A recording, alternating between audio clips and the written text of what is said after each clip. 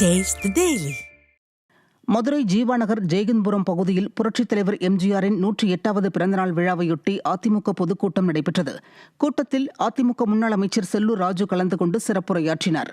அவர் பேசுகையில், திமுக அரசு அடுத்த வருடம் பொங்கல் பரிசாக வீட்டிற்கு வீடு தங்கக்கட்டியே கொடுத்தாலும் 2026இல் ஆட்சிக்கு வரப்போவது அதிமுக தான் என்று கூறினார்.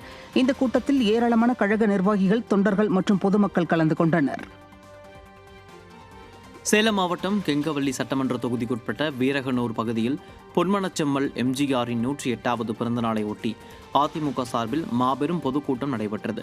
கூட்டத்தில் சேலம் புறநகர் மாவட்ட கழக செயலாளர் இளங்கோவன், கெங்கவல்லி சட்டமன்ற உறுப்பினர் நல்லதம்பி, ஆத்தூர் சட்டமன்ற உறுப்பினர் ஜெய்சங்கரன் ஆகியோர் சிறப்பு அழைப்பாளர்களாக பங்கேற்று உரையாற்றினர்.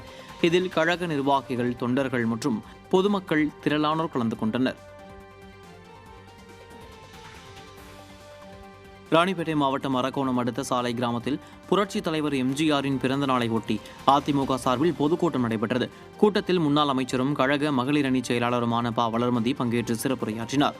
அவர் பேசுகையில், திமுக ஆட்சியில் பெண் பிள்ளைகளுக்கு பாதுகாப்பு இல்லை என்றும் பாலியல் தொல்லை அரங்கேறாத நாளே இல்லை என்றும் குற்றம் சாட்டினார்.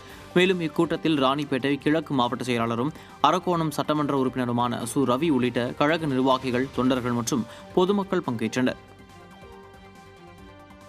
திண்டுக்கல் மேற்கு ஒன்றிய அதிமுக சார்பில் புரட்சித் தலைவர் எம்ஜிஆர் 108வது பிறந்தநாள் விழா பொதுக்கூட்டம் வெகு சிறப்பாக நடைபெற்றது.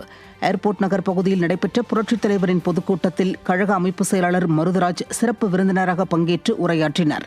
இந்த பொதுக்கூட்டத்தில் முன்னாள் சட்டமன்ற உறுப்பினர் பிரேம்குமார் உள்ளிட்ட ஏராளமான அதிமுக நிர்வாகிகள், தொண்டர்கள், பொதுமக்கள் பங்கேற்று சிறப்பித்தனர்.